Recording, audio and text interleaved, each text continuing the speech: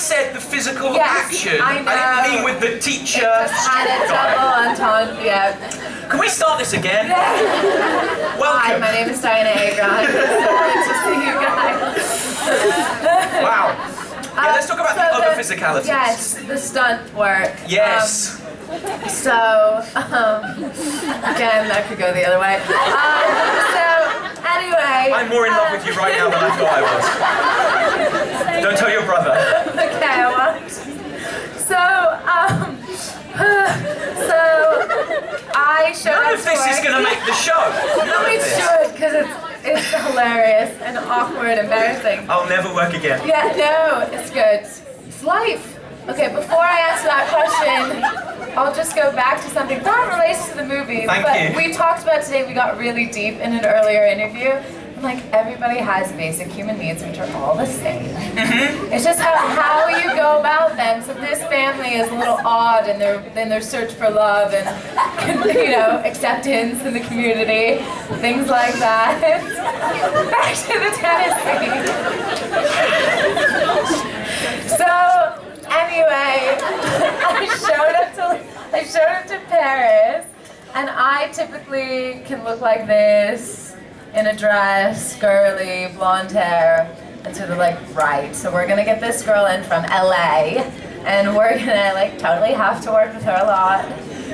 And so they scheduled all these training days for me. I look at my schedule and I was like, well, we just have that scene and we have like Bang Bang You're Dead. Like, how am I gonna have to do this forever? Like, I'm in stunt training every day, basically. I'm exaggerating a little bit, but not by much. And so I showed up the first day and they're like, speaking to me very slowly and like, you know, like your leg is gonna go here. I was like, hey, yeah, let's do this. We are still talking about the fight scene, right? Yeah. Sorry, I just heard leg going somewhere. Right. Wow, sorry, I zoned for a second there in a dream world of my own excitement. So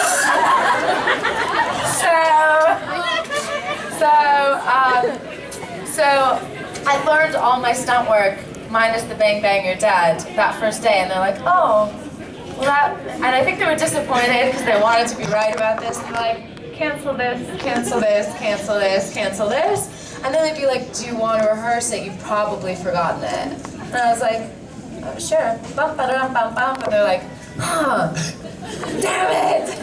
You haven't forgotten it and it actually looks better. So I think that, well, I mean, I grew up dancing, and so for me, stunt work is very much like a dance, and it was easy for me to process that way, and maybe, just maybe, one day, I'll do an action film. I was going to say, yeah. I don't know about that, but...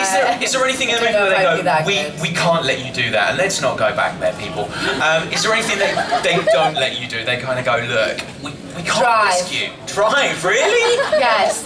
So, it was good because, so, you know, when's the last time I wasn't able to drive? When I was 14, I'd say. And I'm supposed to be playing 17, and I'm 27. So how can we get back to like some semblance of that place? Don't give Dianna a car. So every time I'd be like, oh, I need to go to the store and get some food, or I need to get a razor or a toothbrush, I would have to ask for a ride to the store. And everything, nothing was really close in Normandy, so it was a very long drive, so you're sitting there and it's like you're with Mom and you're like, this is taking forever, and I wish I could be driving this car right now. Ride to the train station, rides everywhere, so they didn't let me drive. Apparently, I think they thought that was very dangerous, but I'm telling you, in Normandy, you'll literally see a tractor go by. 10 minutes later, you'll see one car that's going by. I'm like, I love that. They'll give you a gun. yeah. But they won't give you a car. Yeah. Unbelievable. Yeah, true. Well, because you brought it up, was there any training that goes into dating a French student? Brilliant, let's move on. Do you have any... We've got to get away from it, people. You're disgusting.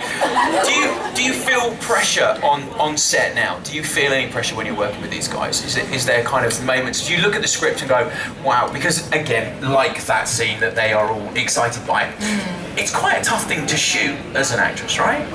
Or is it, is it rhythmic? Is it a dance? Is it structured? That's a serious question. I wasn't nervous. I wasn't nervous at all because it was helpful that John and I were there for the first 2 weeks filming on our own.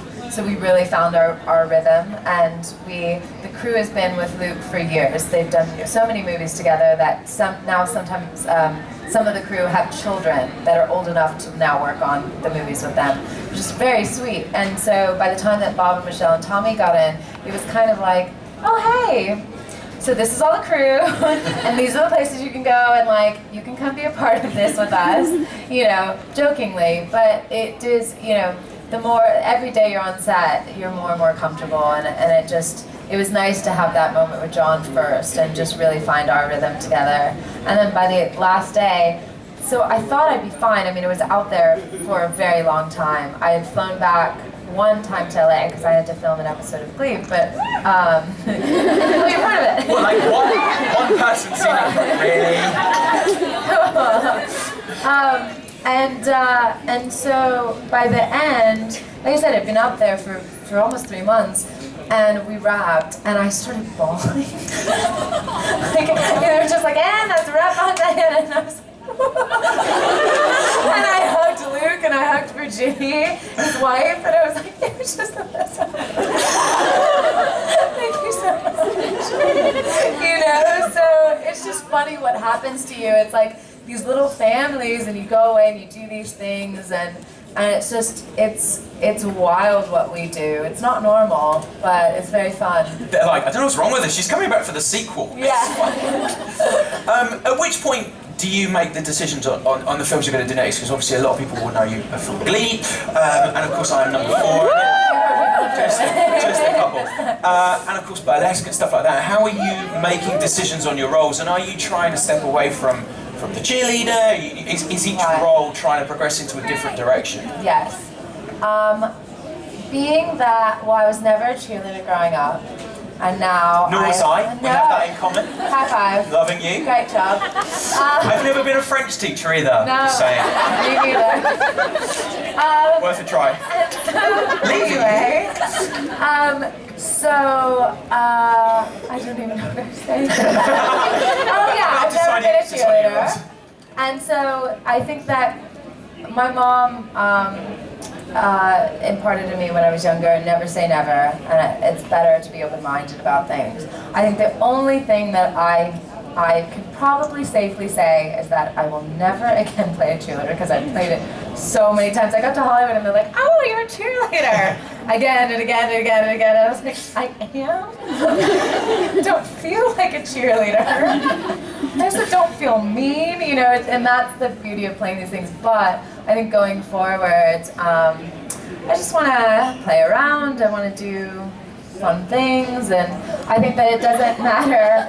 I do want to do fun things, but it doesn't really matter the size of your role. It just matters if you can do something with it, and so I think that, I mean, when you look at somebody's career like Michelle and Bob and Tommy, they've obviously made such smart choices. Movies are very different now than they were then, and I have to kind of be sensible about it, and that's why, I mean, for most of this year I've traveled and I've not worked, which I think I really needed, because it was nonstop for a while, which was great, but you gotta see your family, you gotta go to your friend's wedding, you gotta do some things sometimes that make you feel normal, instead of like, nope, can't stop, you know, and it makes you appreciate when you do go back to work. So, you know, that will be soon for me, and I can't wait.